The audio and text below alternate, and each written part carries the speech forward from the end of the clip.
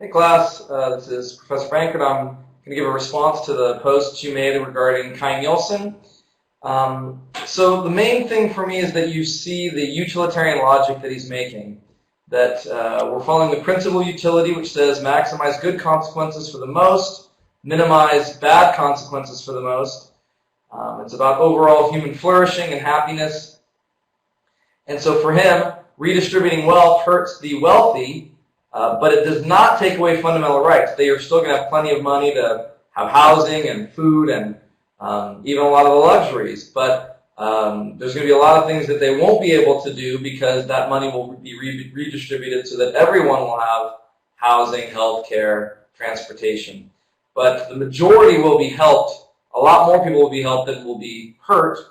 And overall, he thinks he maximizes happiness. And in fact, he thinks he maximizes freedom overall, because freedom itself requires that you have a certain amount of basic needs so that you can use your freedom productively.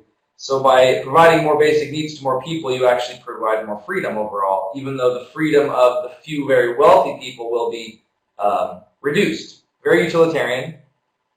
And this comes up a lot, this discussion about consequences versus rights, universal human rights, for instance, versus what's best for the society as a whole.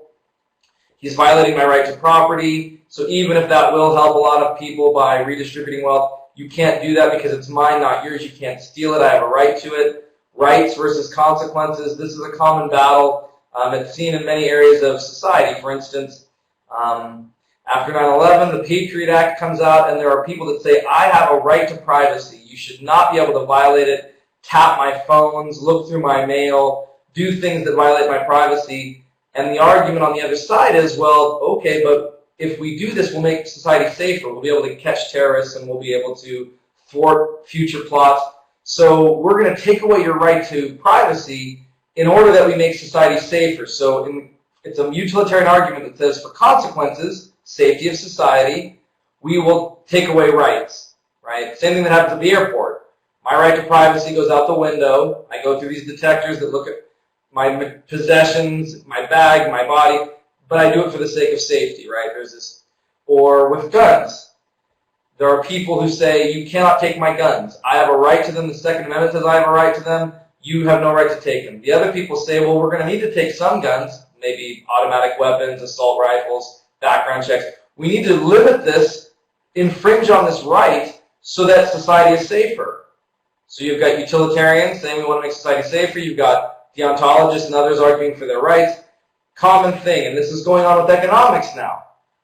Nielson says you do not have an absolute right to your own property. We need to think of the community first. So for a utilitarian argument, we'll take from some and provide to others. A very interesting argument. What I find really interesting is people end up having sort of contradictions in their own life. When it comes to the gun issue, many people are for the rights. Don't take it. I don't care if it makes society safer. I have a right to this. But then the next minute when it's the Patriot Act, they're like, take away that right to privacy. I want to be safe. Find those terrorists. So the same person will advocate rights on one end and consequences on the other. When it comes to money, right, you find yourself. So it's a very interesting thing how those debates go. It's really interesting trying to make it a consistent or coherent whole or argument. One of the things that you guys seem to struggle with a little bit was how to make a utilitarian argument critiquing Nielson, right? So Nielson's arguing utilitarian. Why? Because he's advocating good consequences for the most at the expense of the few. Means justify, or the ends justify the means. He then, if we're going to counteract that, you have to say why his economic approach will not maximize good consequences. So a potential utilitarian argument that would reject Nielson is something like, if we redistribute wealth, maybe in the short term it will help, but long term that economy is not sustainable. It will end up collapsing because humans are motivated by competition. We've seen other examples of socialistic kinds of egalitarian societies, they crumble. So in the long run, this doesn't maximize good consequences because the economy will not flourish, which hurts everybody. Whereas in capitalistic societies, the economy seems to flourish, historically speaking. So you might be able to use a utilitarian argument rejecting Nielson, that it actually won't be better for the most. It will be worse for the most. And so I was looking for that, for a utilitarian argument in the other direction. And again, economists disagree with each other. What will really maximize good consequences for the most?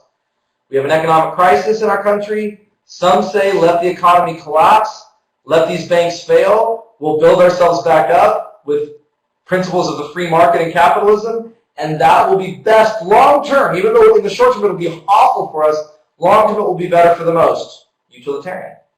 Others say these banks are too big to fail. The consequences will be too devastating. We've got to use government money to prop them up, keep them going so that our economy doesn't collapse. And that's a utilitarian argument. So utilitarians disagree with each other for sure on this issue. I just wanted to make sure that you could make an argument for both sides there.